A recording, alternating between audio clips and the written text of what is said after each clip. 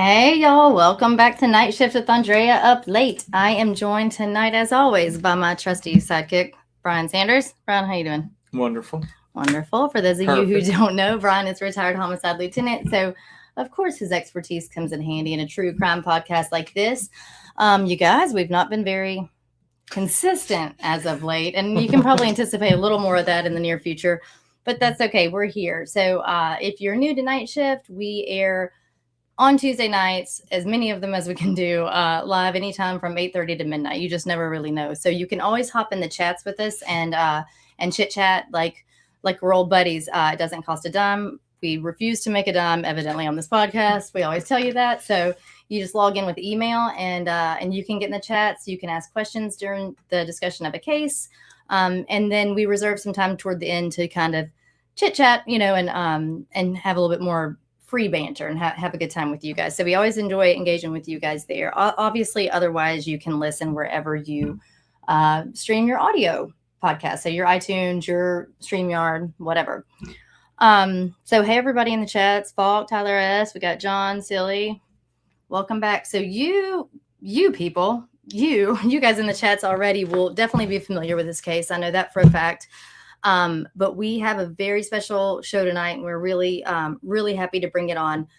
Many of you Night Shift listeners know about I've begun to start calling it the Solomon saga, it seems, because it just seems like we've daisy chained on a new event every year or two. And we're going to break down a little bit. It's going to be about the death of 18-year-old Grant Solomon in 2020. Moving forward, we're going to talk a little backstory about some allegations of abuse within Grant's family. And we're going to talk about his younger sister, Gracie. And we're going to talk about what happened when Grant turned 18. And then all of the things that have come out since then. And then we've got their mother. This almost seemed bigger in the news than anything else that's been going on. But their mother, Angie, was arrested and charged with solicitation to commit first-degree murder. So you're looking at like a potential murder for hire. That would be the charge. And she is out on bond currently. That happened it was a year ago this month. It was April of 2025, which is insane that it's been a year. I'm sure she feels every single day of it. But so we're going to talk about what that looks like. We know that she had a public defender, and many of you saw the arraignment on. It was broadcast to local TV channels at the time, and some things have changed there. And then we've got some things now. Gracie has turned 18 this past fall, and she's got some changes in her life as well. So we are so thankful to have on what I feel like has become our dear friends as well. We've got Melanie and Angel, and these are very close confidants to Angie and Gracie as well, by extension, and through some other connections that they have. So we've had countless conversations with these two. And we're going to talk more in detail with them about this. But once Angie was arrested and placed on bond, her restrictions are such that she can't have communication, as you can imagine, like this. So there's no phone calls and emails and all of that, like digital stuff. So we've been talking to them and just kind of chipping away at stuff with them, kind of like we had prior with Angie. And so we're thankful to have them, and they have come to sit down with us and chit chat. They have not spoken publicly. I'll make sure I'm saying this correctly in a second, but as far as I know, they've not spoken publicly on this since Angie's arrest, at least. So anyway, they are joining us at Night Shift tonight. So you guys be nice, and you can always hop in the chats with any questions you have. So without further ado, let's get the ladies on. Hello. Okay, for those of you, if you are watching, we have Angel on the left and Melanie on the right. So hey, ladies, how are you? Good evening. Well, Andrea and Brian, thank you for having us. Of course. It feels overdue, but I know that we were waiting to get to the right moment for it, right? Yes. We're definitely making progress. Yes. So I will tell you that you know what? No, I won't. I'm not going to tell you anything. Everybody just listen up. We're going to talk about I just say we take it back to 2020. Mm-hmm. Boy, Yeah. I got the vapors again. I know. It's warm in here, y'all. We're battling a warm room in here. Yeah. If you're just an audio listener, just know maybe that's a better option for you. Just you don't have to watch. Okay, so Grant Solomon. Grant was born on June 13th, 2002. A few years later, in 2006, his sister Gracie was born. They grew up in Franklin, Tennessee, going to a private Christian school, Grace Christian Academy. I will encourage you, by the way, I think it was season 2. I'm not sure exactly which, but we covered this case in its entirety, prior to Angie's arrest, in a 3-part series. And I think Angie was in 2 of them. So we covered the first show, and Angie was a guest on show 2 and show 3. So when we tell you a little bit tonight about the scene of what happened when Grant died, and just know that she has like some of those items of evidentiary value are in bags at Angie's home. And so she showed those on those shows. If you didn't get a chance to watch those or listen to them or really get the feel of this case, or would-be case, if you will, then I encourage you to do that, because there's so much we're just going to hit the highlights tonight, or else we'd be here for 6 hours. And I'm not exaggerating when I say that, particularly when the 4 of us get to chat nothing. But definitely go back and catch up on those if you haven't, if you're not as familiar with the case. But so Gracie and Grant were growing up, like I said, going to Grace Christian, a beautiful private Christian school in the rolling hills of Franklin, Tennessee. But at home, things were not so beautiful. So their mom is a pharmacist, and their dad is Aaron Solomon. And he was, I've said it every time we do it, I grew up watching him my whole life, or teenage years and later on, a very known news anchor for a local news station there. But he was sports anchor. And so that kind of got him, as you can imagine, in a place like Nashville, a Nashville network. You've got professional sports teams, you've got, celebrities, singers, you got a lot of people in and out of that area, or that live right there.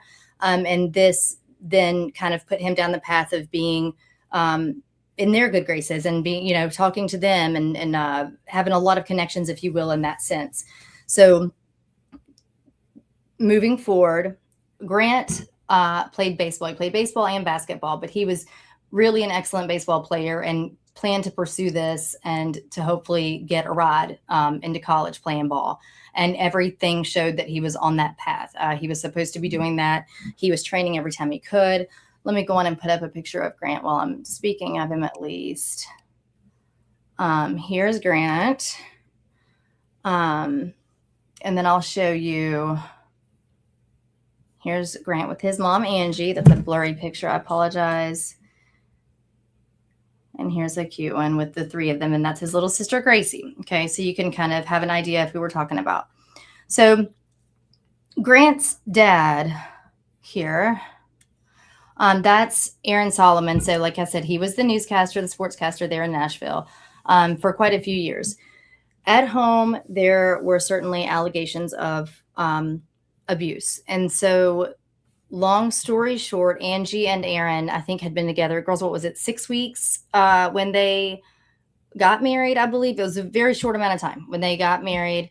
She's pregnant with Grant.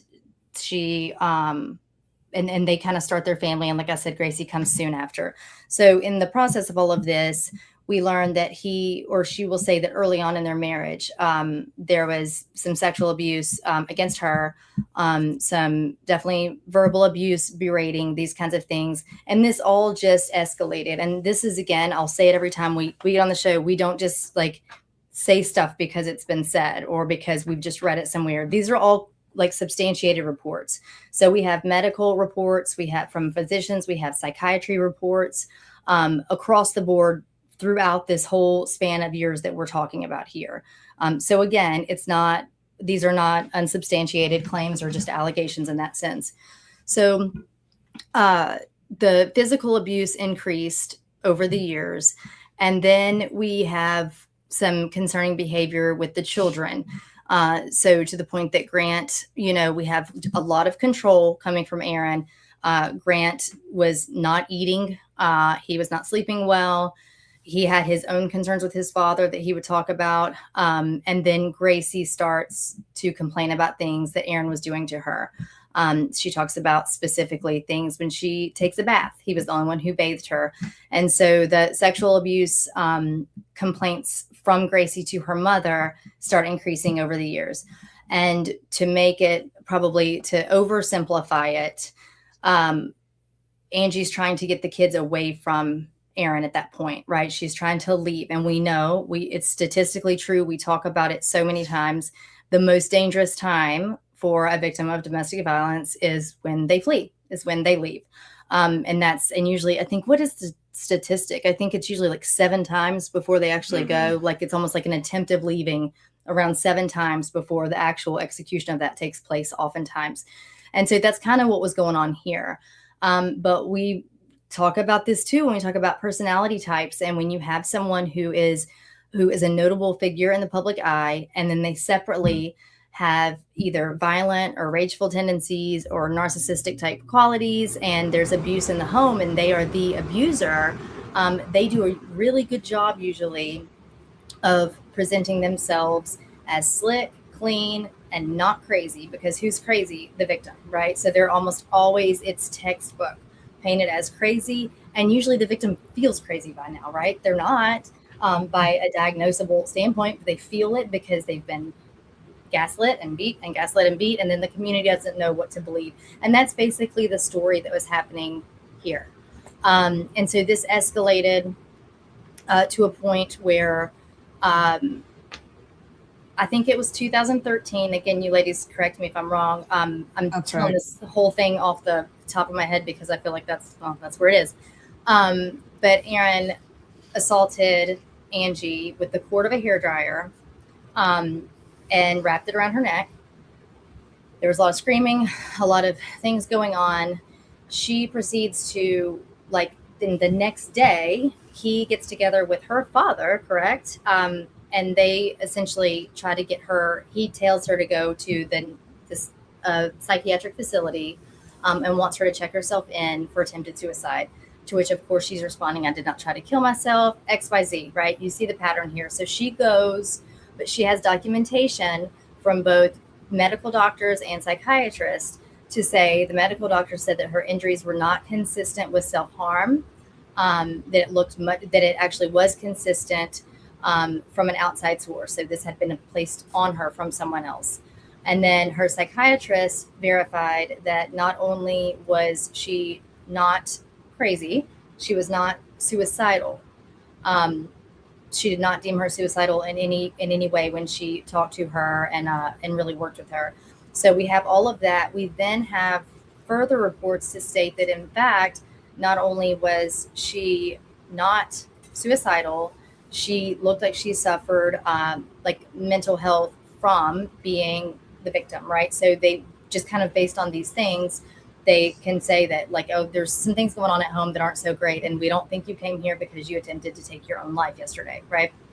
And then there are other things where she and Aaron, prior to that, had gone together to a counselor briefly, and that's when I believe Angie was diagnosed with PTSD, and Aaron was diagnosed with a sex addiction, I believe, at that time. So all of these things are just spiraling. The marriage is getting worse and worse. The abuse is increasing. The kids are now fully suffering the effects of this. So I'll try to share some of them. I don't have them all on for tonight, but there were screenshots of FaceTimes that Angie had with her daughter when they were in the care of Aaron, when the children were in the care of Aaron. And I mean, you know, you've got swollen black eyes, you've got tears in a lot of these, bruised the inside of Gracie's thigh. So there were a lot of things like this. And Angie did a good job early on in keeping record of these things. And it's something that we always try to preach to victims, is like, keep records of stuff as best you can, because you absolutely are going to have these things. So, and then when you do, and you present it to a judge, or you try to do these things, then you hope that that judge isn't in fact having weekly lunches with your abuser, right? You hope that that judge can hear these things objectively, but that's not what happened. So there's a whole separate side of this story that goes into litigation matters that come up with rulings that neither one of us have heard of ever in all of the cases we've looked at. And so it's just been like this the whole time. So leading up to that day in 2020, Grant was it was July. So if you all remember July of 2020, it was COVID, right? So Grant was driving his truck, a 2015 Toyota Tacoma, to Ward Performance Institute. This was a baseball training facility. Okay, so it's exactly what it sounds like. You got these kids coming in there and working on all their drills, all of their specialties, XYZ. So this WPI is what it's called for short, was in a small parking lot area in Gallatin, Tennessee. Gallatin is just outside of Nashville. About 30 or 40 minutes from Franklin, depending on where you live there. And so it's not in Grant's actual home city. Okay. But it's not too far away. So that morning around, excuse me, they were due to be there at 9:00. Now, girls, help me out here, because if I'm not, I feel like now I've gotten it mixed up, but am I correct in that was the first time that Aaron was physically laying eyes on Grant in 2 years? That was the first time they had been alone Okay. together. They had been at public facilities, I believe, where Aaron had kind of shown up at events and things like that. But Okay. there were always people around. But I believe this was the first time that they had been alone. Okay. And so I'm gonna back it up right there real quick, just so you guys know. Grant had just turned 18 in June, and now we're into July. Okay. So with that said, Grant had already said publicly that after all of the struggles, and again, I oversimplified it, so definitely go back and listen to our full coverage of all of this.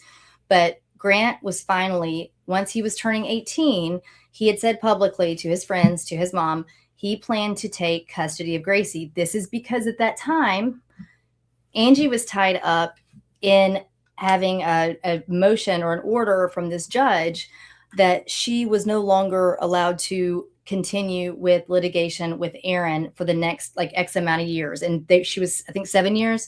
And they were still in that time period. So Angie could not get custody back of Gracie, could not do anything with Aaron litigation wise for another few years, right? It was going to happen. So Grant had decided, that's it. I'm going to take her. I don't want any chance of her being with dad too much longer. I don't want her to be in foster care or anything like that. So that's what I'll do once I turn 18. And Angie has always said that Grant was the biggest, supporter and helper and nurturer of Gracie. And so that did happen. He did turn 18. And about just a few weeks go by. And this morning he's going to WPI for baseball training. Now, Aaron has decided to go. The details on what happened that morning and who said what to whom are a little fuzzy. Aaron says quite freely what happened in the phone calls that were made and the texts that were made. There's some evidence that may point otherwise. And so he goes. Grant's going there, and Aaron and Grant get there together. Now, a huge part of this case are the words that Aaron says when he describes what happened that morning, because he was the sole witness at the time that Grant died. And so this is what happened. They pull into this parking lot. In Aaron's words, he said, well, you know what? Let me read you what he says in the police statement. And that way you can have it. He says, my son Grant and I pulled into WPI separately, parked side by side. I was still in my car, but noticed my son got out to get his baseball gear out of the back of his truck. I looked down to check a work email. You're going to hear that a lot, guys. And the next thing I know, I hear and see the truck rolling backwards into the ditch.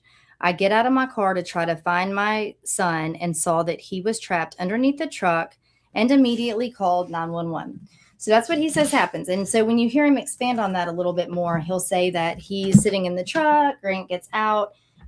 Again, Grant had a 4-door 2015 Toyota Tacoma. Okay. So he says that he's parked to the left of Grant. Grant's to his right in the spot. Grant gets out of his driver door, opens the back door on the same driver's side, to retrieve gear. This is when Aaron checks his work email. We'll talk about why it's kind of important that he says that, but this is what he says every time he's recounted the story. This is one of the few things that don't change when the story is retold. So he checks his work email, and that next thing you know, he says, he looked up. Now, this is where verbiage changes. And I know that people will say, in light of a tragedy or an event, maybe you get your order of your words wrong or things like that. And that could be fine, but it comes with some other theatrics that we can talk about in a moment. So this is where sometimes sometimes it seems like he looked up and saw the truck rolling. Sometimes he'll say that he looked up and didn't see the truck and got out of his vehicle to see where the truck went. The more recent interview that he did with a friend of his who has a podcast, he said that when he looked to his right, he didn't see the truck there. And so he indicates, at least when you watch him physically on this podcast, that he looks back, like through his back window, and sees that the truck is settling in a ditch, is what he says. And that he gets out. He does not see Grant. He's not sure where he is. He runs down toward the truck to look through the windshield to see if Grant's in the vehicle, and does not see him. And then he sees that he's under the vehicle, and he calls 911. But he'll say, I think the show that I'm referencing, guys, that we've all listened to with different installments with him, am I right that he, that's the first time that he took an interview? Is that right? Like for public consumption? Yes, to our knowledge, yes. Yeah. Okay, Yes. same. I've never seen anything else. So you guys, again, it's been now 6 years almost. This will be the 6th year since Grant's death. And so this will be the first time that Aaron sat down publicly with a friend of his and conducted this kind of interview. So he says that his words are that he gets down there, he sees that his son is under the truck, and he calls 911. But now he's saying also that he almost fainted. Now he's saying that twice. He'll say 2 different times, I almost fainted. I got down on my knees, almost fainted. But what we learned later is that he was never at Grant's side. Okay. Aaron didn't touch him. He never even, if he called his name, he never says that he called his name. When he's asked by dispatchers if his son is face up or face down, he asks gentlemen that are down at the scene with Grant. So that's a whole nother story we're going to talk about, is the people down at the actual truck, but this is his son. And so he has to say to them, is he face up or face down? To which he then answers or tells the dispatch that he's face up. And then the dispatch person asks Aaron if he's bleeding, if Grant is bleeding. And he does respond quickly with yes. So it's interesting that 2 things are not true, right? Like, or both can't be true. Like, he hasn't seen him, but he does know he's bleeding. Okay. And then soon after, EMS, fire, police get there. It doesn't take too long. But what becomes the cause of concern is not only the ever-changing story. We've played the 911 call. I'm not doing that tonight. We've played it multiple times. You can find it pretty freely online as well. That's an interesting study in behavior for sure. The biggest one to me as a parent is not calling your child's name, not seeing if anybody can lift the truck, not being frantic, not going then down to the child, and like laying hands and or eyes on him physically. So that all happens. EMS gets there. But before you know it, the 2 or 3, this can change sometimes, men that had been at Grant's side are gone. So they had potentially been men that just drove up, saw what happened, rendered aid, and left. And they, at that time, did not provide any statement to the police. We actually have in a police report, a statement, or the actual police officer says there are no witnesses to be found to interview. So we have a decent working knowledge that when police were there weren't extra people there. This changes a lot as well. So we will get into that. I'm going to show you here. This is one angle of Grant's truck. That doesn't look anything like it really looks, does it, guys? From that vantage point, I think that looks very flat. Yep. Let's see. I'll get you a different one here. And that just shows it with the door open. Now, this next picture, don't be alarmed. There's like decals of red handprints on the back of the bumper, but those are just like decals. Like that's not anything weird. So I think that's one of the best pictures right I there, like Andrea. that one. I like that one. It can, yeah, it can show the depth of the ditch, Right. you know, and so when you start to think about a truck rolling backwards into that ditch, and then how on earth, yeah, there that we one's a go. good one too. How on earth would it get in that position? Right. So it's supposed to have rolled. If they were parked the way Aaron Solomon is saying they were parked, you can see people in this picture. You guys, we already have these pictures on Instagram on Andrea Up Late. We'll post with this from like a couple years ago when we did the show. So you can look up here and you can go back and see those, or I'll put more up soon. Anyway, where these people are standing along this railing, that's kind of where their vehicles were supposed to have been parked side by side. And Grant's truck was to have rolled down this, gone down, if you can see this incline of the grass there, somehow popped up and back to where it's actually got its tires on the sidewalk, and have Grant under it. Now, when you look, let me see if I can, does this one show? That's the one that doesn't really show a great angle. Okay. This does as well. I don't know. It's deep, guys. It's a pretty steep incline. That's what we're trying. I'm going to go back to that kind of bad, or this picture. Let's just see this one.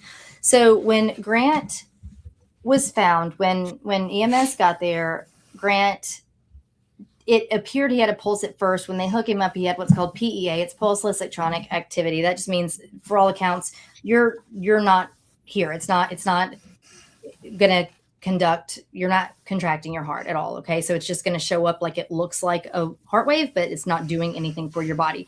So as you can imagine, they immediately begin to have to do CPR. They get the IV in him, they check him out, they get him out from under there. Okay.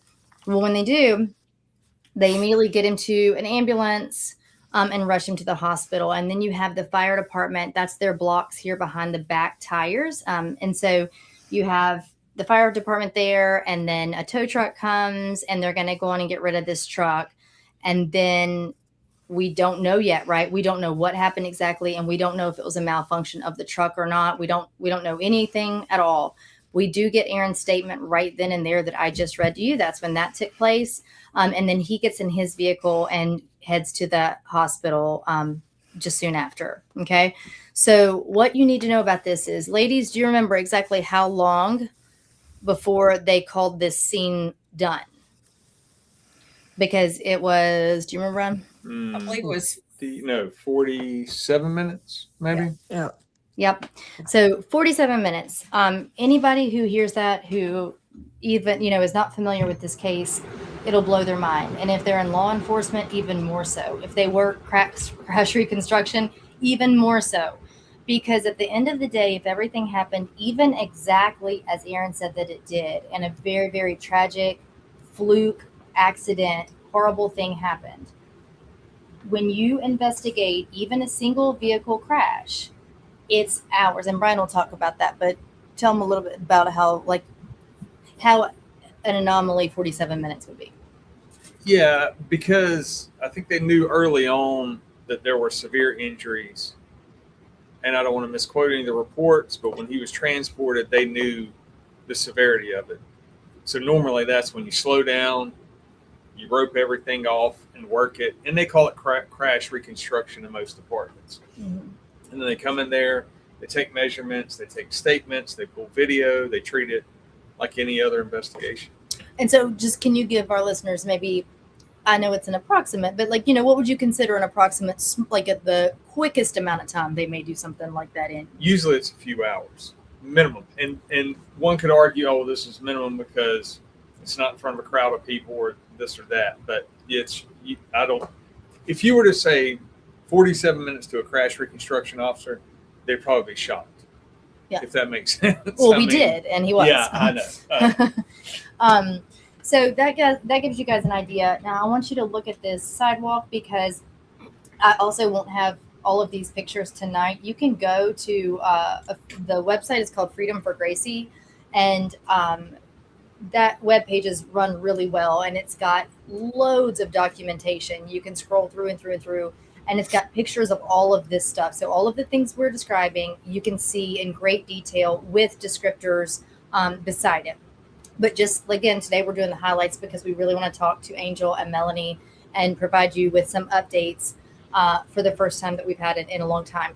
So just quickly, yes, the bumper is dinged here. We reached out to Toyota. In fact, Toyota they didn't respond, but I thought, well, they might want to get ahead of this, right? Because if we're saying all this stuff happened with a vehicle and with their name on it.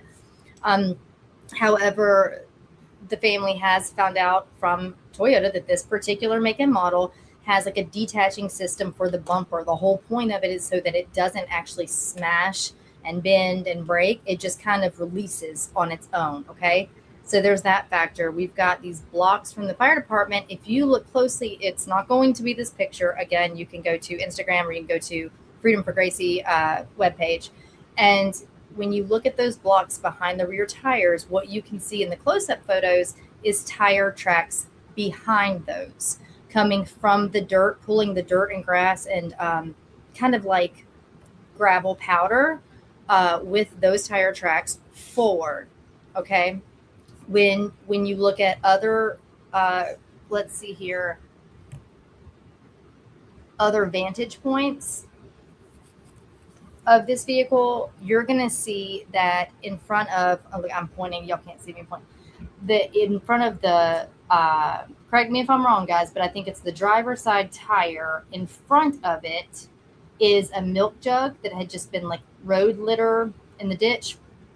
And it is just like a plastic gallon jug that is not damaged. In fact, the truck is leaning into it from the back. Like the empty gallon is in front of the tire and it's leaning into the jug that way. It had not been rolled over from, it had not been behind the truck. There's grass there. You can see there's tall grass. It's July, so things are going to be super dry or super tall and green by then, depending on the rain. And so the grass that's in front of the vehicle, that would be the pattern that the truck took down, is not disturbed. Of course, this is not the picture you would go off of to try to figure that out, but there are plenty of pictures out there that do exist from the scene, from the moment that this happened. And there's nothing in that vegetation that's been disturbed or pushed down. And it doesn't take much. A truck is going to be more than enough for that to work. And so in saying that, those are a few things to consider, because the truck, in all essences, it doesn't seem that it could have moved the way it was said to have moved. We will fast forward a little bit, just so you know, there was an independent forensic investigation done. And this is when Angie got the truck back, which I'll tell you about that. And there is a black box, basically, in these vehicles, kind of like when you think about an airplane, and it's going to tell every one of your movements down to the degree of a turn of a steering wheel, left and right. It gets down to the minutia of every scientific component of the movement of that truck. All right. So when that is performed, nothing in there indicates that this truck could have moved the way it was said to have moved. Now we're going to talk about Grant himself and hit the presentation of his body. I don't have it here. I posted it recently to Instagram, I think maybe on a story, so it may not still be there. But either way, it's just days after Grant's death. So they rushed Grant to the hospital. The plan was then to life flight him to a more highly skilled trauma facility, and that never happened. So Grant passed away at the hospital not very long after he got there. Okay. So when we talk about his body and the way it was presented under this vehicle, you have to keep in mind that Grant was 6'3", tall guy. And so let me see, I think I have a different little picture of him up here. Maybe I don't. And a Toyota Tacoma, if you're not super familiar, is not really a very big truck. We have the measurements of all that written down as well, but it's not a very big one in the sense of a truck. It's not very tall and lifted with these giant tires. In fact, the chassis of it isn't much larger than some of your larger sedans or smaller SUVs. It's not very big. And his height and size compared to it is something to consider when you think of the clearance of the undercarriage of the vehicle to the pavement and what that would do to someone's body. If he even ran alongside the truck halfway down and then falls and trips and lies under it, however it is that you can imagine this happening. And if you can think of it, you just go on and email us, because it has been years and years and years. And it's hard to make body mechanics line up with the presentation of his body, but also with his wounds, which were minimal. Fatal, yes, but minimal in number. Okay. So his wounds were that he had, there had been blood was coming out of his mouth and nose, but that's because he had a head injury. So to the back of his skull, there was a rock lying nearby that's a bit steep, a bit pointed. Actually, Angie has that rock, and she's shown it on here and elsewhere. That, in all indications, it looks like something like that hit the back of his head. We do have the doctor's reports, the EMS notes, and all of their detailed accounts of his wounds. Okay, so the big head wound that's the biggie. That's what did this. Okay, he also had a little, like a laceration to a hip and a little bruising on part of his chest. To get tumbled down, and that's that thick blacktop asphalt. Okay. And that stuff is rough. It's like sandpaper. And so to get tumbled down that, kids that we talk about all the time that ride their, minus the head injury, kids that ride their bikes and fall get more road rash than this. And so we see it all the time. And so when he's lying there, his head was lying essentially between the two front tires. Okay. So like under the front axle, face up. Okay. Legs a little diagonal, but for all intents and purposes, his legs and arms were straight, were laid out straight, with his head, like I said, face up, and with his head, the orientation of his head toward the building or under the front of the truck. If you think about him falling or tumbling or rolling, it's very interesting to picture him in that orientation. And then he's got the wound to the back of his head. We've got Aaron and you guys, and Melanie, I think you were there for this one. You may not have been at the one when he did it at the scene, because I know he did it at the house as well that you were at, when he then takes it upon himself to explain exactly how it happened. And he lays his body on these rocks just days after his son's death, and lays out exactly how he says Grant was, right? Yes.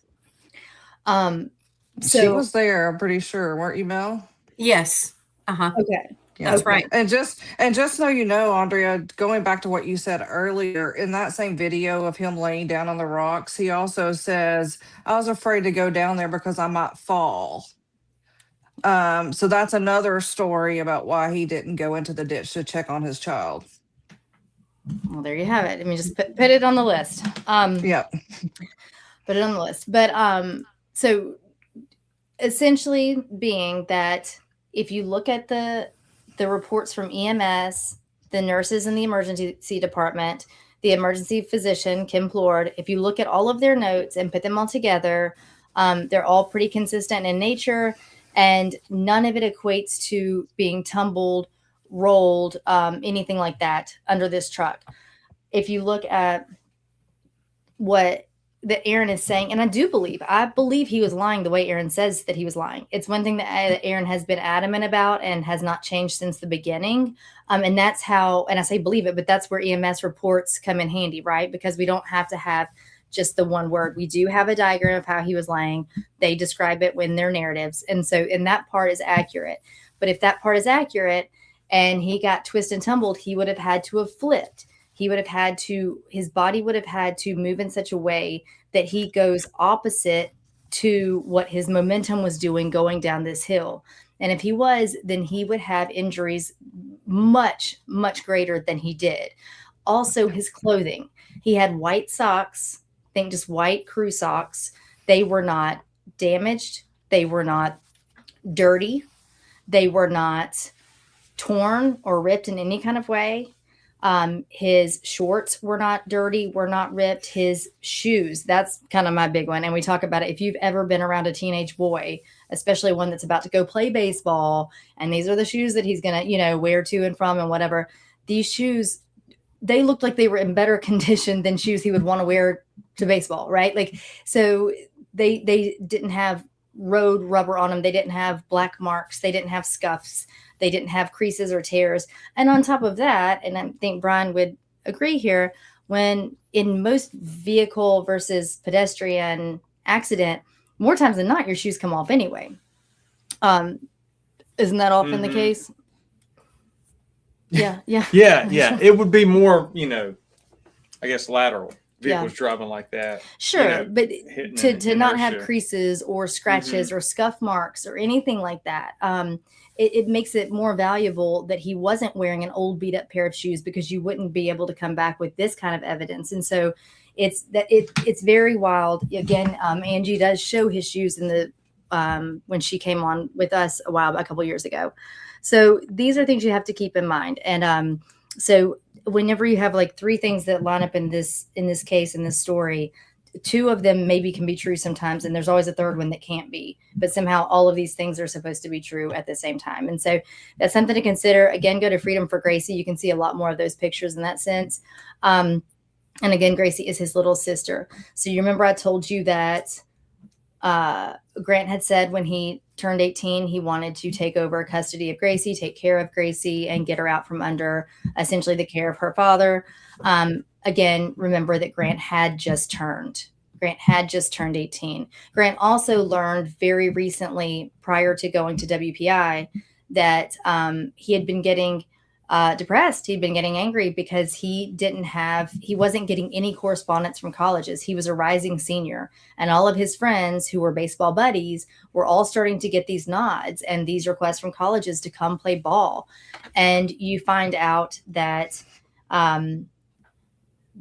later, and Aaron admittedly said so, that he had been basically, that mail was going to him, and he was taking those, those offers from schools, because he really wanted him to go to a different school. And so he was kind of tossing these. And so it seems that it had just come to Grant's attention that had been going on right soon before he went to meet his dad at WPI this day. So we've got a few things. We got a few things that could spark some anger in Grant, some frustration, and some things had been coming out about Aaron. So it just didn't seem to set up for the perfect scenario as it was. There were a lot of things going on in the background, I should say. And so again, you can find out all about that listening to the show or even just looking it up.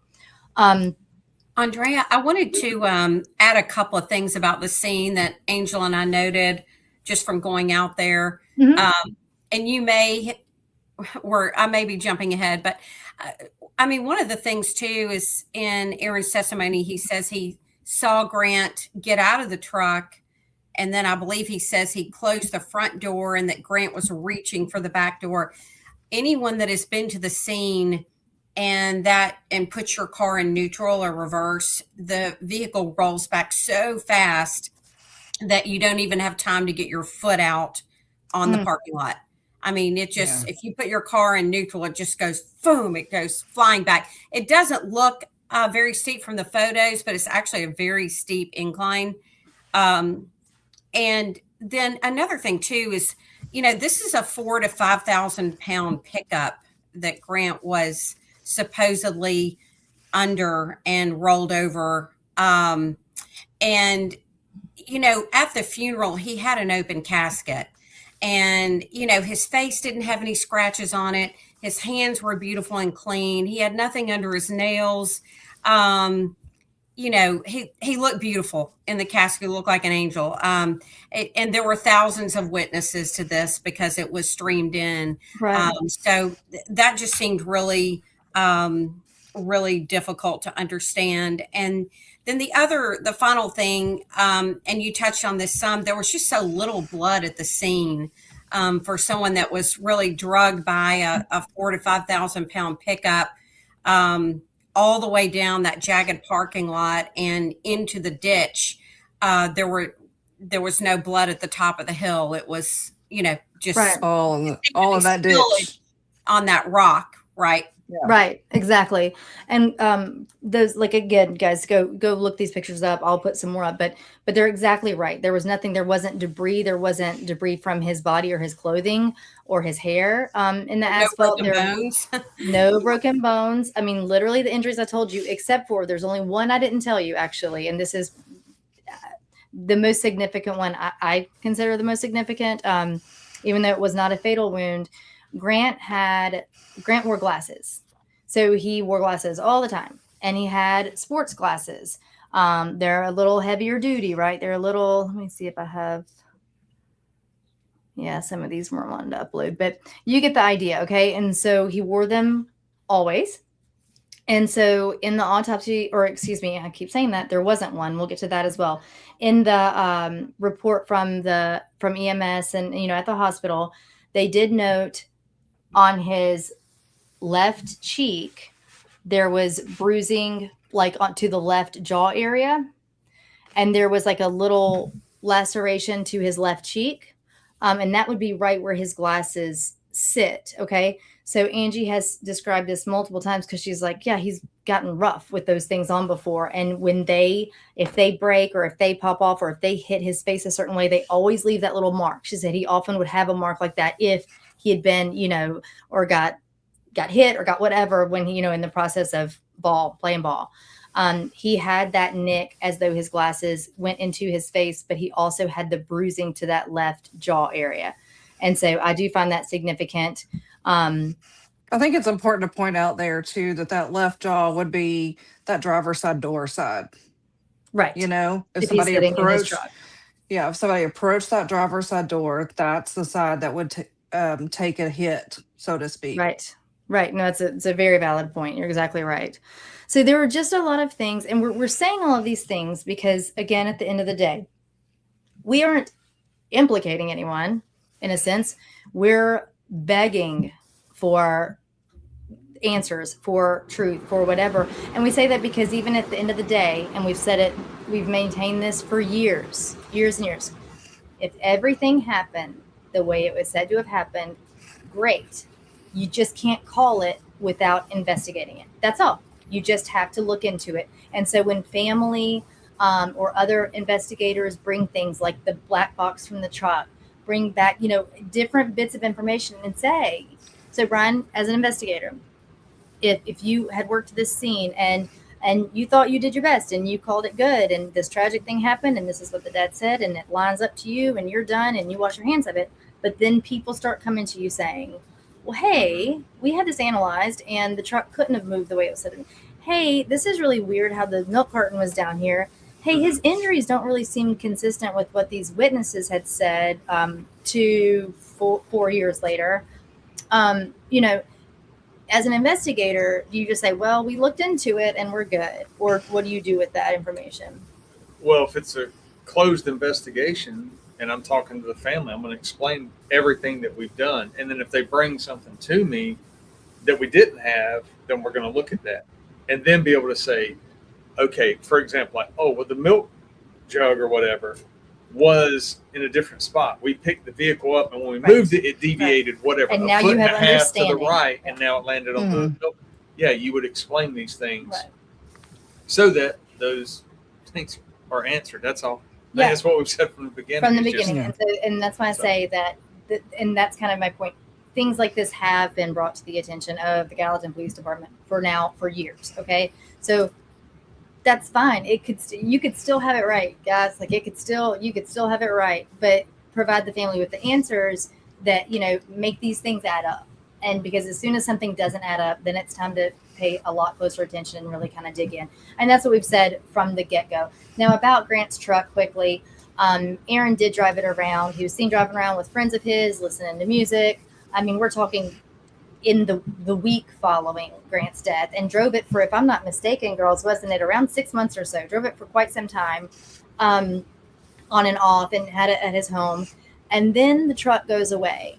The truck is not there. By the way, to Aaron's own, like his idea of what happened with the truck wasn't that Grant had kicked it out of gear, wasn't that whatever. He said he think that these certain pins malfunctioned, that the transmission malfunctioned. So by his own admonishment, he says he believes that something was terribly wrong with that truck. He doesn't call Toyota or sue them or ask for a recall on this part or any of those things. Conversely, he drives it. So this truck that he thinks has a big problem that also killed his son, he's driving around town. Well, Just to add on to that, sorry, like a week after, in that video that we were referring to earlier, where he's in the ditch, you can see the truck on top of the hill parked in front of Ward Performance. They drove it there. They parked it in the same spot, yet they trusted that that transmission or paw pin was going to hold it in place while they went and stood in the ditch and didn't fear for their own safety.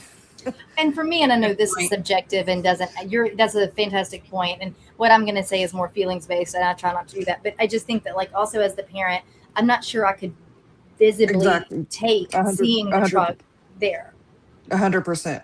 100%. He basically drove that truck out to Gallatin with Grant's blood on the bottom of it. Mm-hmm. Yeah, no, he did, because we have video of that, right? We've got video when you and Angie went and spoke with him at his home, I believe, and he crawled under the truck then, or you guys crawled under the truck after Angie did. Angie did to film it while she was under it, and you can see some things there. So he did drive the truck around, and then the truck goes away, and you find out that the truck that he called it totaled.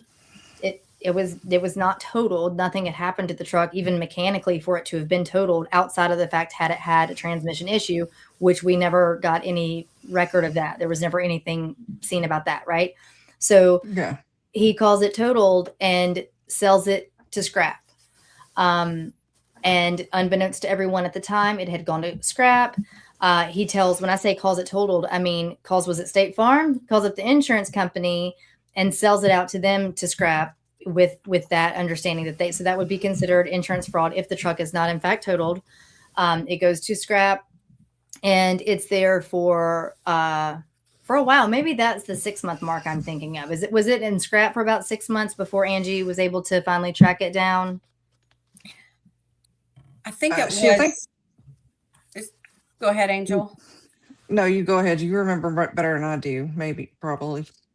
I think the family had noticed that the truck had disappeared because Gracie had asked for it.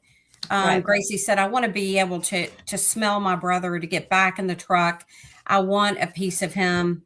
And Aaron agreed that he would not sell the truck. Then it was noticed that the truck was not around. And then a friend of the family who was a manager of cars.com happened to find it on the auction block by running the VIN number. And I believe that was in February of the following year. So accidents in July, drives a truck for a period of time, and then insurance claims it's totaled, and it's found in February of the next year. Does that sound right? Did I get that right, Melanie? I think that's about right. And it's not here, I'll put it, but there is a photo you can see on Freedom from Gracie where the truck is being towed, or on the flatbed of a truck, getting back to Angie's house after she'd finally tracked it down and saved the money and bought the truck back. And so the truck from that point forward had been in Angie's care. And wherever she needed to put it at the time. So that's how then the independent, like, I'm calling it the black box. It's not actually what it's called in a truck, but you know what I mean? That's when that was conducted, and that's when some of this other information was found. Nothing has been found to be wrong with the transmission. We've combed through what we have of the report from the black box with a crash reconstructed expert out in a different jurisdiction up north, a police officer, and that's his specialty. He loves that stuff. He likes to talk about it. He obviously he knows what he's doing. And so one day I gave him a call, and we're just going through that thing word for word for word. And so it can't make sense with the way the truck was supposed to have moved. And so that's all. That's when we say, like, okay, well, let's look into that, right? Gallatin Lake Police Department. Let's just look into it. It's, maybe there's a reason for that. Who knows? But it's worth a look. So moving forward, we told you about the truck. Angie gets the truck back. And so little by little, she was realizing that the story, the narrative being told by the sole witness, Grant's father, was changing. And so she wasn't the only one. You've got people at the funeral. You've got people in the weeks, after that have said different versions of the story that they were told. I will say Melanie brought up the funeral earlier. I do say I'll try to find a link for it. Sometimes it can get buried, but and hard to find. But I would encourage you to watch it. I put up actually on Instagram right now. One of my pinned post up tops is a comparison. It's all body language because we do talk about that a lot here, and it's Aaron speaking at Grant's funeral. And if I'm not mistaken, it was 5 days after Grant passed away. I think that was on the 25th. And he's speaking at his son's funeral. And I understand he had been used to being behind a camera for all those years as on the news, but there are a lot of big, expressive, bold body language movements. And so we talk about that. You can research that yourself. Usually you're not going up and out with grief. And all of the movements are these big, outward, upward, open. Usually you're closed off. Your grief, you're shelled, you're protective. And then it compares that one's a silent one. You can't even hear him. But when you listen, it's very projected voice, a booming, uplifted voice with those movements. And I just paired that with JP, whatever his name, he's the preacher, sadly, in South Carolina, whose wife, Micah, we learned later that she had been through domestic violence and things, and she's supposed to have committed suicide, but that kind of was a big case for a while. But also he had these movements and these words that he used. And so we kind of put those side by side just to show. That's interesting. Yeah. And so, you can kind of go a long way with that. But anyway, so just guys know that kind of sets the scene for all the things where we're at. And again, I have oversimplified a lot of it. There is so much more to it. There's so much more that Angie went through during all of this, battling litigation constantly. Of course, all of the things with the children, the evidence that you have of the photos of Gracie, the things that Gracie say has been happening to her since she was a little bitty girl. And then now Grant turned 18, and before he could fulfill the wish he had of taking care of Gracie, this terrible thing happened to him. And so then I think what you need to know is that then just in the background, a lot of people have spent a lot of time trying to just figure out what happened and trying to encourage the police department to just figure out what happened and not stonewall and not say, we did investigate, we're done with it. Because I think, again, the argument is, well, there's now new things. There are things that weren't here prior. And so I think that's a great time to say, so 4 years went by, and in 2000, and I think that was in April as well, in 2024, when Angie is trying to speak again to police, trying to find out what's going on, trying to push for them to investigate further. Then we, out of the blue, have two witnesses that came forward to say, oh, this is what I saw. Right? Ladies? That is my recollection, correct. And there were two witnesses in the same vehicle. So I think that is important to also point out that they were driving in the same truck, if I'm recalling correctly. Right. And so when Aaron talks about the story later of what happened that morning, he will say two construction guys. And then you do have other reports of people talking about people in high vis or high visibility vests. And that could be construction guys. But I'm going to go in and read to you the statements, the witness statements that, by the way, when the case was FOIA'd multiple times, it's been FOIA'd from multiple people multiple times over the years. And you're starting to get a little bit less and less in your FOIA, which is not actual typical practice. Okay. If you don't know, that only happens if a case is being investigated. If it's an active investigation, you're not getting zip back from a FOIA, and that makes sense. Or you're getting redacted information, and that makes sense. But it shouldn't be both things. It shouldn't be that it's not being investigated and you're not getting as much from a FOIA. And then again, about two things being true, then if they say, no, we're giving you everything we have, then that's very problematic, because then that completely doubles down on the fact that a full, thorough investigation did not, in fact, take place. Because if you're telling me that this is all that took place with the death and witness statements and all the police reports, and these are how they're written, and they're 3 sentences long here and there, nothing signed. I mean, if you're telling me that's all you have, you might want to rethink it, because that does not lend to a full investigation. So the witness reports, we got them here. We just had them. We just read them. Let's see. I'm so sorry, you guys. If anybody wants to fill space, you can. Well, I know I disappeared a minute ago, so I'm sorry about that. We're having storms, so Yes. lost my connectivity there for a moment. Oh my gosh, where did I put these things? I'm losing my mind. Okay. Oh, that's fine. Okay. So again, it was 4 years after Grant's death, and when Angie's continuing to push and hope that they'll, kind of investigate further, they said, well, actually, we do have a development, and it's in the form of these two witnesses. Where in heaven's name did I put that paper? You know anything? It's interesting how they showed up while you're looking for that, like 4 years later. I mean, yeah. And it was at a time when there was a lot of pressure being applied to Gallatin for answers. Exactly. Mm-hmm. Exactly. That's kind of where if I remember correctly, too, the story behind how those witnesses were located wasn't even that the Gallatin Police Department went out and located them. That they magically called in and said, "Oh, we heard." From TikTok, right? Yeah, didn't they say TikTok? Something along those lines. Basically that we've heard that there's been some discussion about this thing that we might have seen 4 years ago and wanted to tell you our side of it.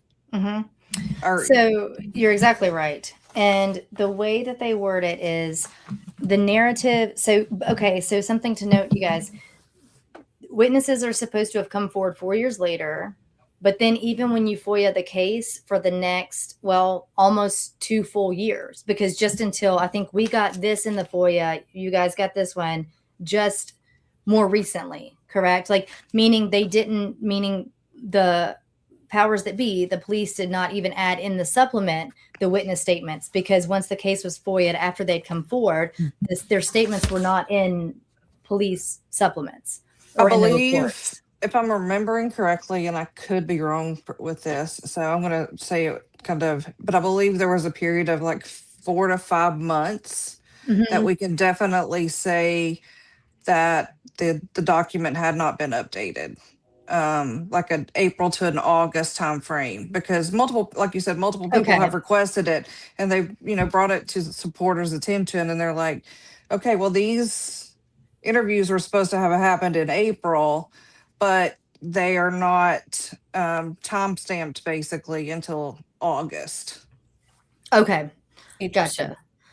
Exactly. And so the narrative that they wrote, and I promise you guys, I've seen a couple of comments. We are about to get to the more current events. Okay.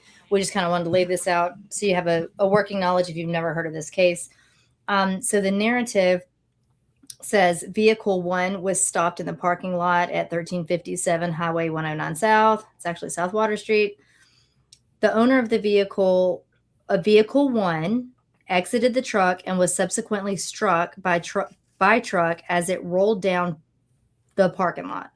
Vehicle 1 drug the owner into the drainage ditch where it came to rest. The owner was trapped underneath. So this is what the officer is writing, that is essentially the overall narrative of what the witnesses are supposed to have said.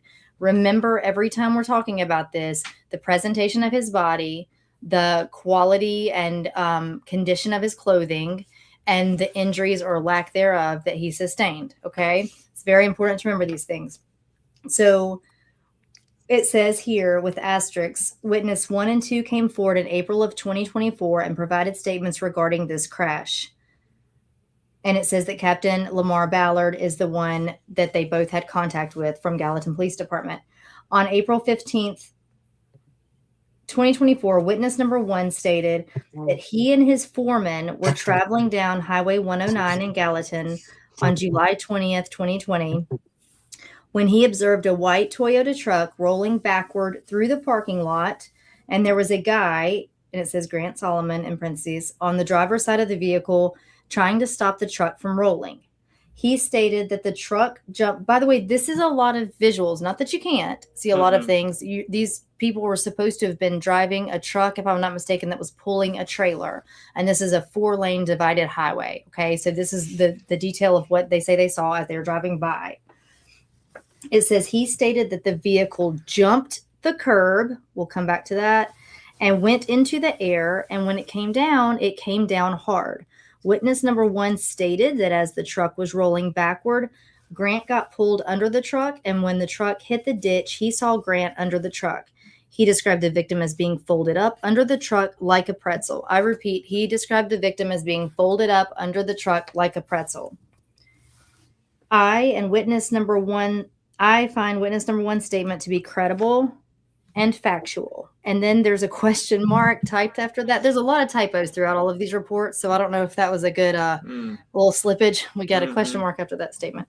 On April 18th,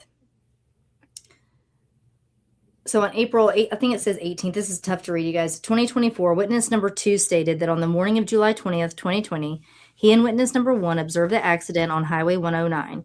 He mentioned they were traveling northbound Highway 109 in a work truck pulling a trailer. There's another question mark. By the way, this is weird. Witness number 2 stated that he was coming up on Highway 109 bypass when he observed a white Toyota truck backing/rolling down the hill with speed. And when he seen the truck, I'm reading this verbatim. Okay. When he seen the truck, he started checking his rearview mirrors and swerved into the turning lane because he didn't want to get hit by the truck. Witness number 1 stated, this is how this is written, that the truck backed over someone. He then pulled over and went back to see if they could help. He observed the front of the truck in the ditch facing toward the building with the victim underneath the center of the truck in the ditch. He described the victim as being folded and wadded up with no possible way of dragging him out. Witness number 1 and 2 left the scene when fire EMS arrived on the scene. I find witness 2's statement to be credible and factual. So I might have bored you trying to read this super fine print on a kind of a bad copy, but in saying that, we just read folded and wadded up, and we read like a pretzel, and we read dragged down into the ditch. So those things cannot be true with the nature of Grant's wounds and with the condition of his clothing. Furthermore, we have the EMS report that states that the patient is lying face up, supine. He's on his back, arms extended, legs extended this way toward this part of the vehicle. It's really well written out. Nothing about folded, bent, wadded, pretzel, nothing like that whatsoever. We say that because these witnesses have remained anonymous. That's fine. You can do that. They have declined speaking with Angie at every turn. They were in the area that day. Per Ballard's when Angie called him, we have that conversation, and Ballard said that that they had not been in the area since that day when they spoke with him. Okay, that would have been 4 years. So 4 years later, they're back to the area for the first time because they live and work out of town. It's just, these are interesting things to keep in mind. That's all. Because you want, in this report, you want it to say, I tracked down these witnesses after they reached out to me. I verified per their work logs that they were in the area that day from this time to this time. Their timestamp showed this. Like, that should all be in this report. Because otherwise, you could call in and say, hey, I saw 2 men get in a fight down at the ditch and one run over the other one after he'd fallen, right? You can say anything you want, and then he's just. You could say that an alien landed. You could. Know, and with no follow up, and with no at least proof of follow up, he can say, Captain Ballard can say he followed up. Maybe he did. You have to put this stuff in the report, guys. So this needs to be in this case. And did they background check these people to make sure they don't have a history of, a criminal history of exploitation of victims or anything like that? Or even just simply proof that work was corroborated. You know what I mean? And that they were at work that day, and that it's very possible that, yes, they would have been driving from this work site to this one passing this, WPI away. Correct. And so, but none of that's in there. So what I read you in there is the extent of what we have for the witnesses. Angie then did in this phone conversation with Captain Ballard back in May of 2024. We have it all transcribed. She actually said then, okay, if they won't talk to me, just can I come in one day this week or next week and sit down with you and just drink a cup of coffee and let you go over all of it with me, please? And he said, sure. Shocker, that never happened. So, so just keep all of those things in mind. And then that's what we've just been kind of sitting on in that sense. Nothing really had taken place that was different in terms of Grant or any investigation or anything like that, or any communication differently with the police department until the newest thing to take place was in April of last year. We had the arrest of Angie Solomon, and the charges, like I said at the beginning of the show, was the charges specifically solicitation to commit first-degree murder. So, do you guys want to take that one, ladies? Let me take one step back, Angel, and I'm going to let you take that one. But Sure. Just jumping back to Grant, one more little tidbit.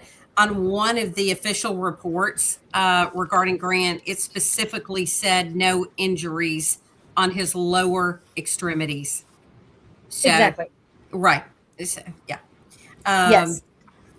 But moving forward to the present, Angel, do you want to update everyone?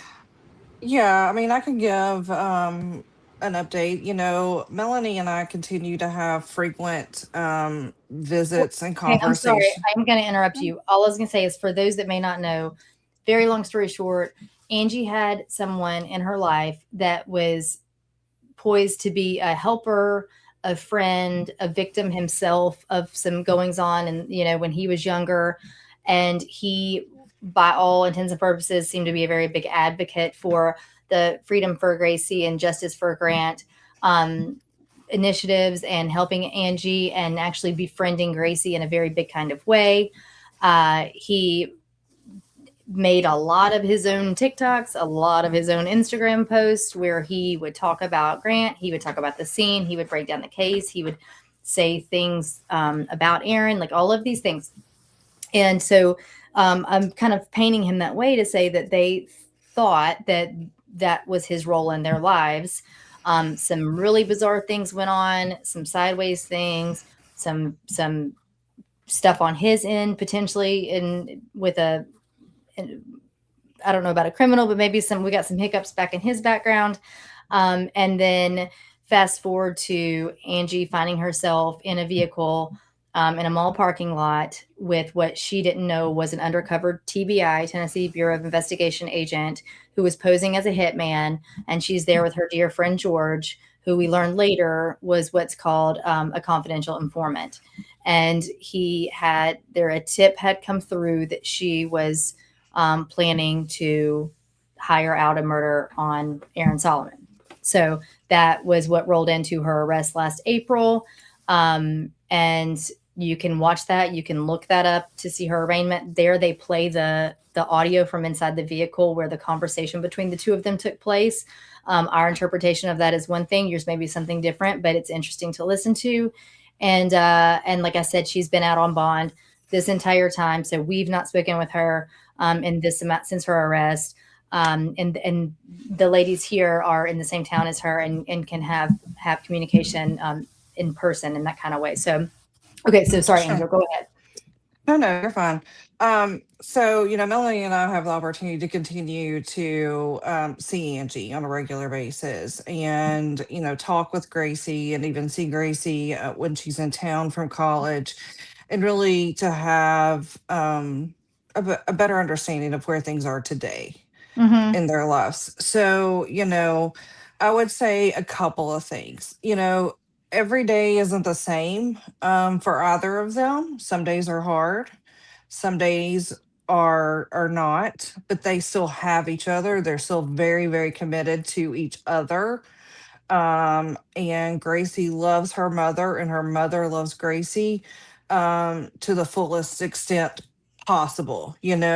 Nothing about the situation that happened in April of 2025 has caused either of them to question that love and that commitment to one another. So, Angie says, that she still thinks about all of her supporters on a regular basis. So if you're out there and you've ever had any personal connection with her, she still thinks about you. She still loves you.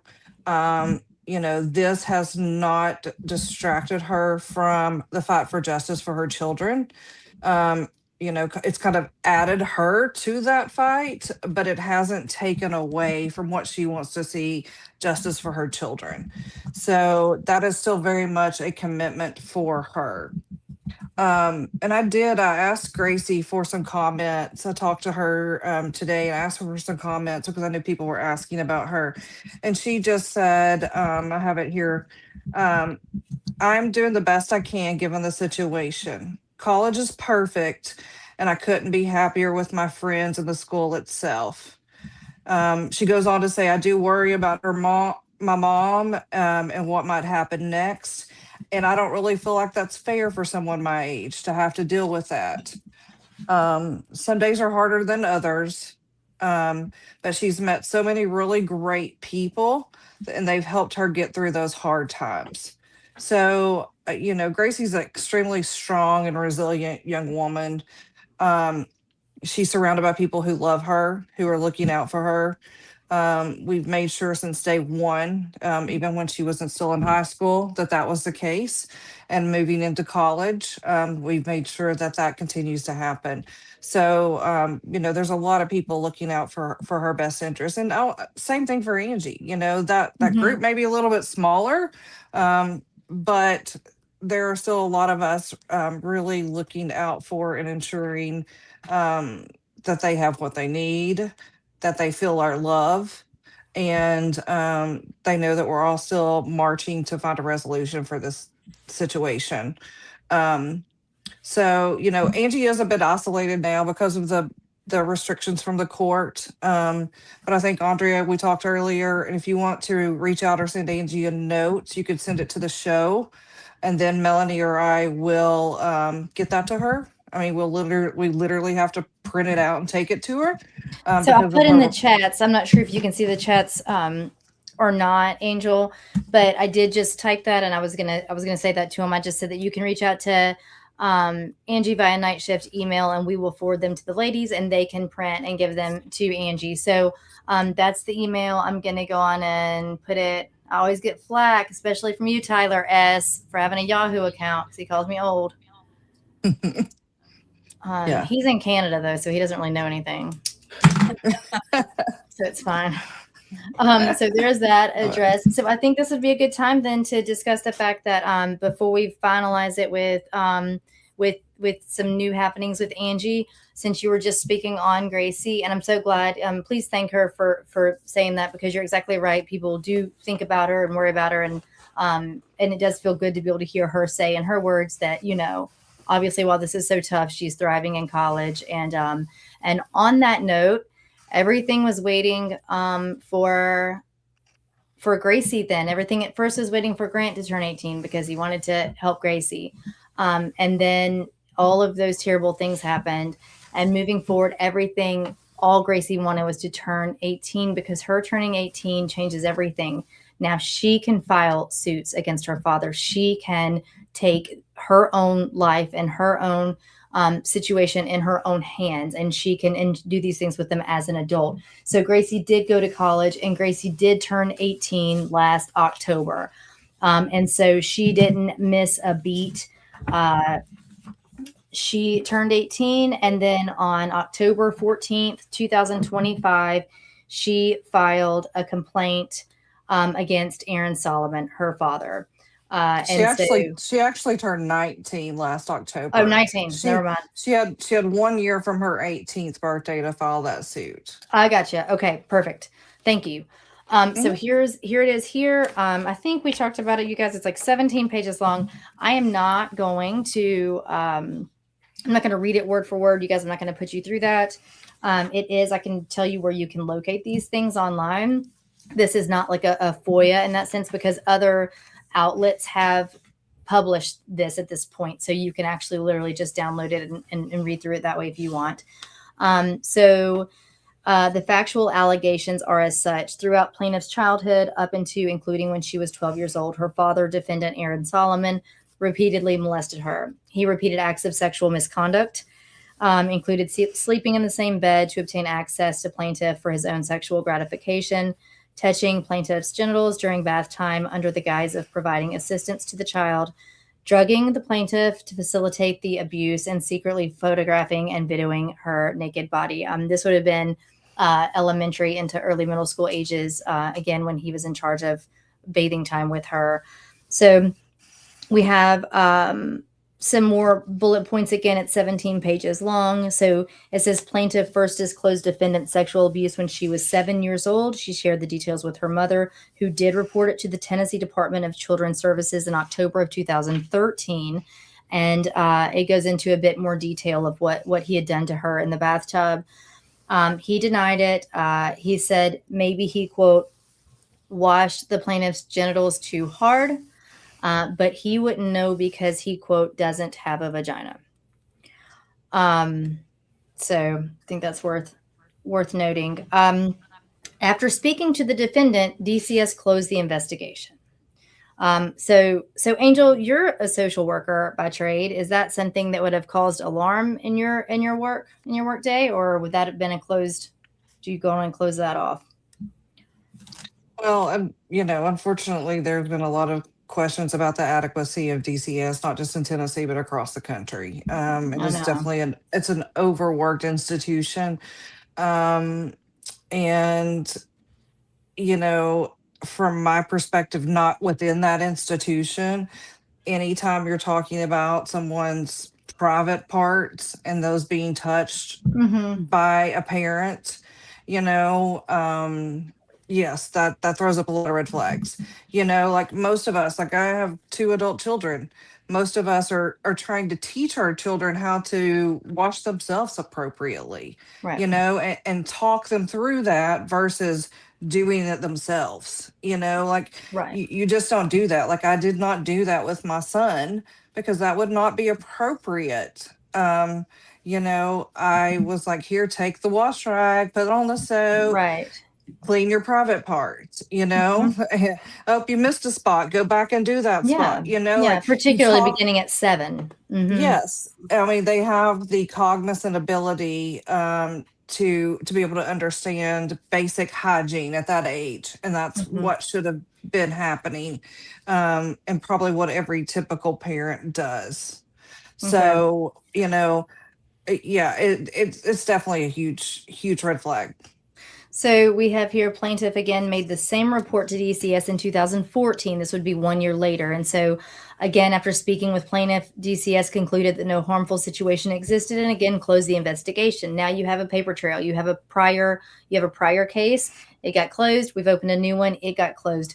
Both DCS and courts failed to intervene, and defendant continued to violate plaintiff despite plaintiff's repeated consistent reports of abuse. So between the ages of approximately 9 and 11, defendant required plaintiff to exit the shower and walk out of the bathroom while naked to get a towel. During the same time, the defendant would enter the bathroom with his cell phone and stay while plaintiff was showering. When he did so, defendant used his cell phone to take photographs and or videos of plaintiff's naked body, deliberately positioning the phone in a certain way to capture images when she would exit the shower or the bath. So we have DCS interviewing her again in 2018. Okay. And she again repeated the same story that she had been telling for nearly 5 years.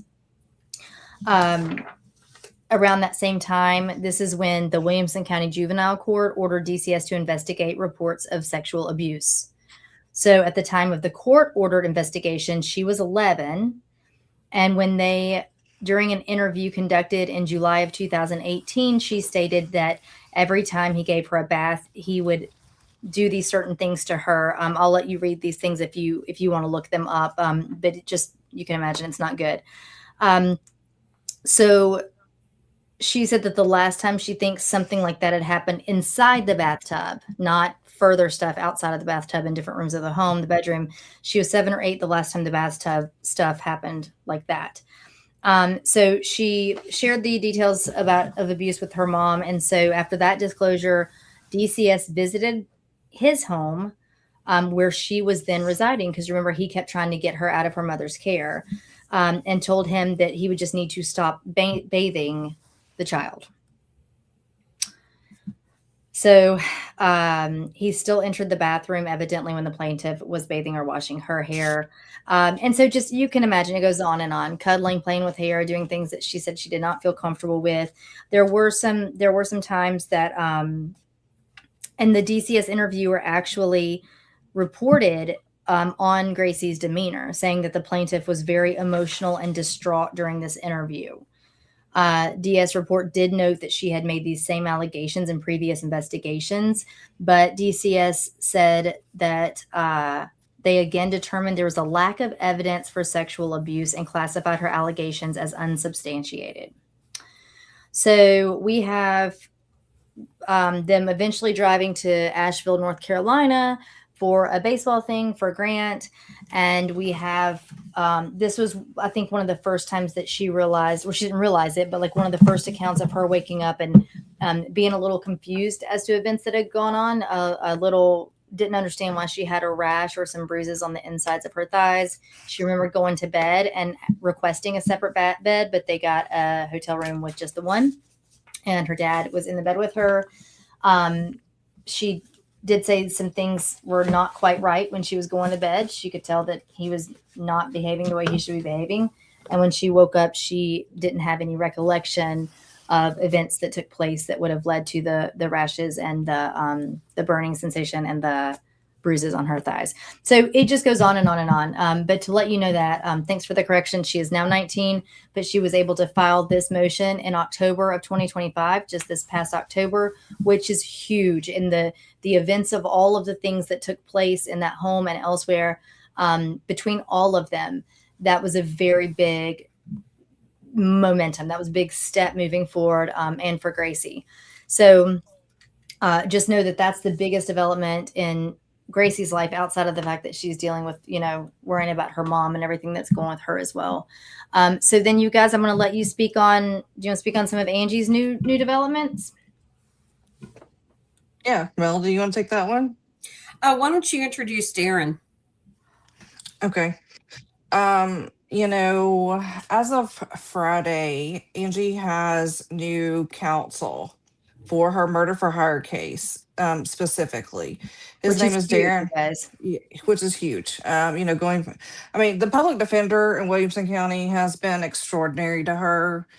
He's been very confident and comforting to her, which, if you know Angie, anytime she has to work directly with a male figure, especially one of authority, that can be traumatizing, or re-traumatizing. So he was very cognizant of that. He went very much, worked with her to ease her fears and help her through the process of the last year. So first of all, I think, we deserve to give him, a round of applause, so to speak, and a big thank you for the work that he did with Angie over the last year. Angie actually said that Greg Burleson saved her life. That's how she feels about him. That's incredible. Yeah. And that was her public defender, you guys. Yes. And like Angel said, he was great, but at the end of the day, you want everyone to have representation, but at the end of the day, as you can even gather from, I'm telling you, we didn't scratch the surface on all of the events that took place around all these years. So when you know all of the things that did happen, there's no public defender on the planet has the resources or time that are required and are going to be needed to allocate, toward her and what she needs right now. Yeah, correct. So, a couple of months back, she was, approached. Angie has no internet, no phone, no nothing. So if you ask her how the new attorney came into her life, she basically will say, God brought him to me. Mm-hmm. And his name is Darren Ritchie. He recently has moved, or fairly recently has moved to the Franklin area from California, and where his kind of headquarters are located, and learned about her case. And, as of Friday, he is her new counsel on her murder for hire case. So, Yes. so, And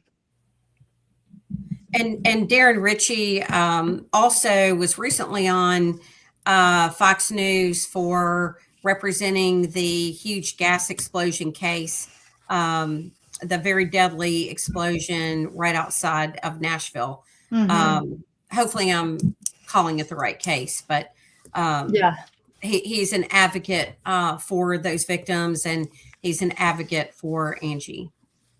Yeah, it's fantastic. I don't think I honestly think that that's incredible news, and you guys were not kind of exaggerating there, because he does seem to have the experience required, and wants to dedicate the time to do this kind of thing, and really take it on. And my biggest happy moment here in looking at this, these are photos that Melanie and Angel provided us, because we had, let's see here. We had this, right? We had this. And so to be able to see this, smiling face, fresh face, uplifted, and I know feeling motivated and feeling hopeful. We talk about hope a lot on here, and to feel hopeful is a really big deal and particularly when you've been in the situation that she's been in. Again, I won't stop saying. Again, nothing we've said is unsubstantiated. Okay, so when we talk about, we have the DCS reports, we have the physician's reports, the psychiatrist reports, we have counselor reports, we have children advocate reports, social worker reports, we have all of the things. Okay, so we will not come on the show and say things that we don't know to be fact. We can have a lot of speculations. Trust me, Brian and I stay up talking real late at night about a lot of things, but we're not bringing that to you, okay, unless we can provide evidence of that. So the things that we talk about, so when I say in this moment, we'll see what happens with the murder for hire. We'll see what comes out in discovery. We'll see what emails and texts, and maybe there's things we don't know, right? Maybe there's not. But either way, we know what she has endured. We know through recorded documentation what has gone on in the household she was in with Aaron Solomon. And so to see her smiling and happy and hopeful here is incredible. And I do feel confident in Darren's ability. We've watched, you guys send us some stuff to look at. We've watched some of his interviews and the way he handles himself, and kind of how he moves forward with things. And it sounds like he might be a really good fit. Unlike this guy. Anyway, I just got to sneak that one in there every now and then. But anyway, so I think that do you think that you've been like a silent partner today? I'm sorry, you got the ladies on here. I had some audio problems too. Oh, so sorry. No. Do you have anything that we might have left out? No, you always cover stuff so thoroughly. I stay quiet sometimes. Oh, okay. He doesn't ever stay quiet, for the record, so he must still be having some audio issues. I have a tendency to go off on a tangent, and then have to reel me back in sometimes. But yeah. Yeah. Well, I wanted to just add a couple of things about Angie that Angel and I have noticed and witnessed over time. That's pretty remarkable. Angie is a mother that fights fearlessly for her children. And that's been unwavering and consistent. And we have seen her pick herself back up over and over again for her children. And that will never go away. She still has no answers from authorities. They seem to have really dug their heels in about Grant's case. But remember, there was a private investigator who was a big deal. His name is Dan Hodges. He was a former FBI agent of 30 years. He was on the Nashville News. He investigated the Covenant shooting.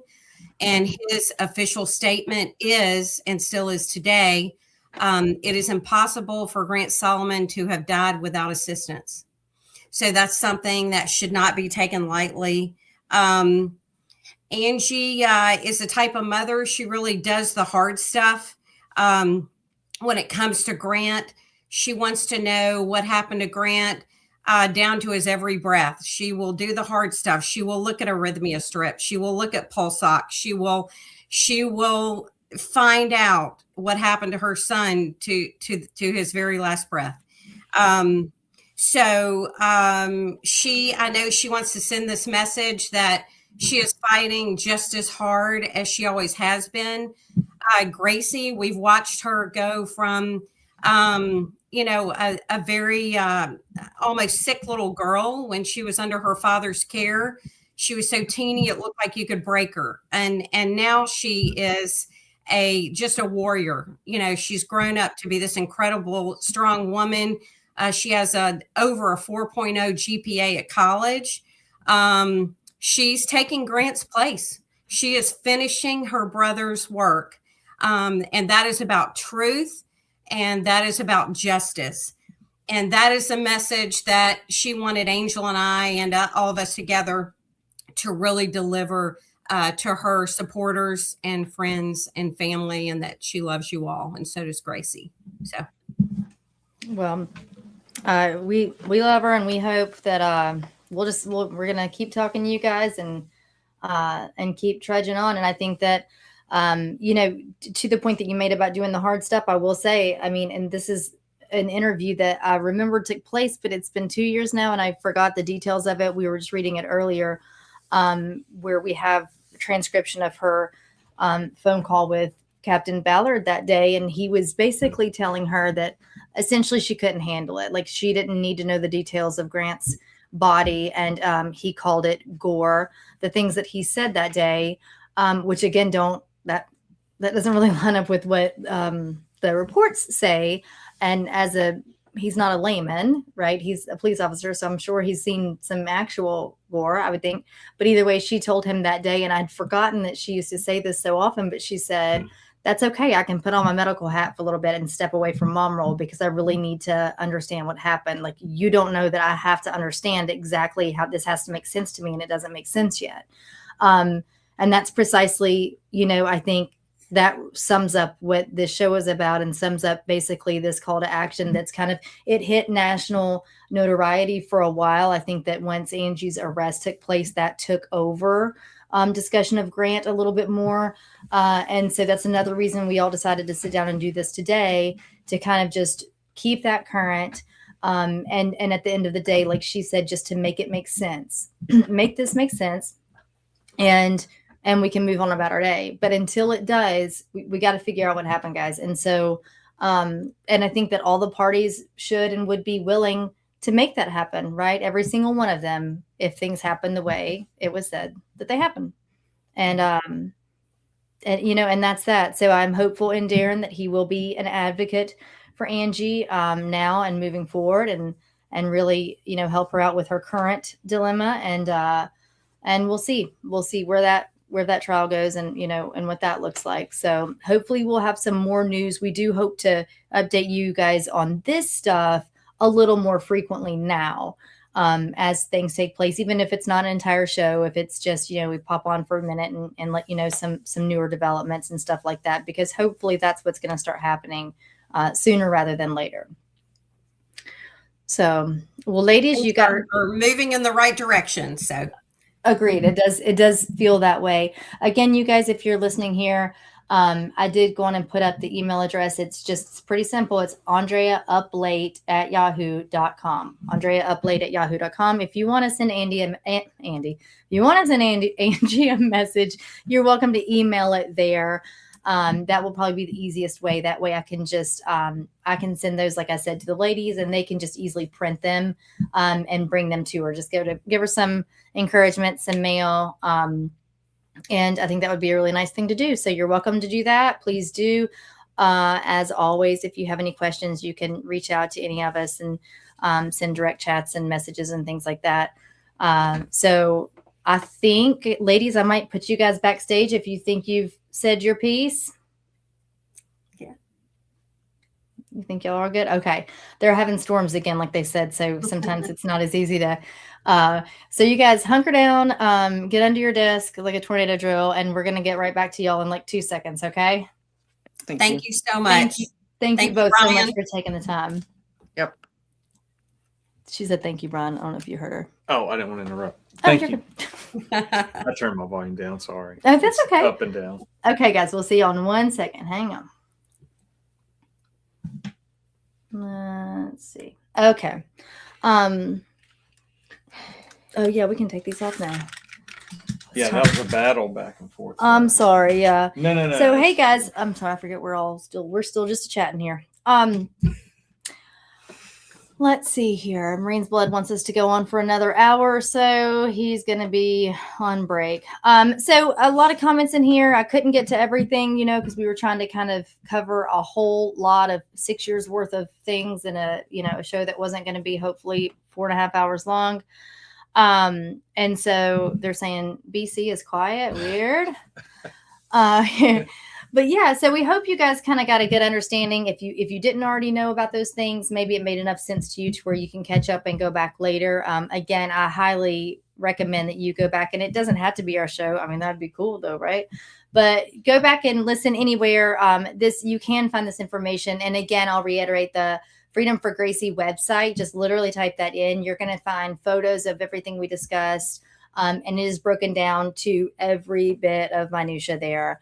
So it's just worth checking out. So Falk was making fun of me wearing the headset, and it made some comment early on about that I looked like I was just saying, take another left turn, and it took me a second to be like, and I'm looking at myself, I'm like, oh, is that a NASCAR reference? And she's like, yeah. So, yeah. You are you're like Johnny cashing it up in the all black right now. Well, yeah. I like that. Yeah. Well, they can't see your pants. I'm just saying it's like from head to toe. Mm-hmm. And then before we sign off, I will say we may have next week may be tough. We may be doing it from the show from potentially a holding cell in Clemson, South Carolina, because we are going, man, why didn't I upload this? That's why I took it. We have told you all about it. We'll be telling you again because we're going to be going to see this dude, and that's got a ring on it. On Saturday, we're going to George Strait. So I'm just saying, if there's a possibility that I might find myself on stage, and if that's not what's wanted by Mr. Strait, then it may be a problem, but I think he'll be fine with it, really. Yeah, so we're doing that this weekend, and we are very excited about that. Yes, very excited. It's probably been, we got to catch up. We haven't talked to him in probably a couple weeks. No, probably about a year, maybe. Yeah. I'm waiting. After he knocked it out of the park and did like the world record, whatever, of in the biggest Texas concert. Stadium. Mm-hmm. Yeah. He's still out there thriving, doing well by it. And he's gonna say how much he missed me for the last all the years of my life. Yeah, pretty much. All right, guys. Well, listen, thanks for tuning in. We do apologize for some of our delay in episodes here. But just know we're still cooking in the background, and we're not going away. So it just may not be as consistent as normal. It's just life, man, right? So sometimes we got some things that are going to have to take precedence for a little bit, and then and we'll be right back to y'all as soon as we can. But we love you. Do you want to tell these people good night? Good night, everybody. All righty. Again, you can email Andrea uplate@yahoo.com if you want to send Angie a message yourself. And you can follow the show at Andrea Uplate on Instagram. Obviously, the YouTube channel is Andrea Uplate Instagram or YouTube, and he is at Brian Sanders Disruptors or the Disruptors podcast. Yes. I think. On Instagram. He's got some fun news, but I don't think we're going to talk about it yet. But he's been working on something every single day when I've been at work. Every day when I've been at work. And I think that we're going to have that rolling out pretty soon. It has nothing to do with the show. This is just a Brian extraordinaire event. So it's pretty cool. But we love y'all and we do appreciate you. And until next week, we will see y'all next Tuesday. Good night, y'all. What?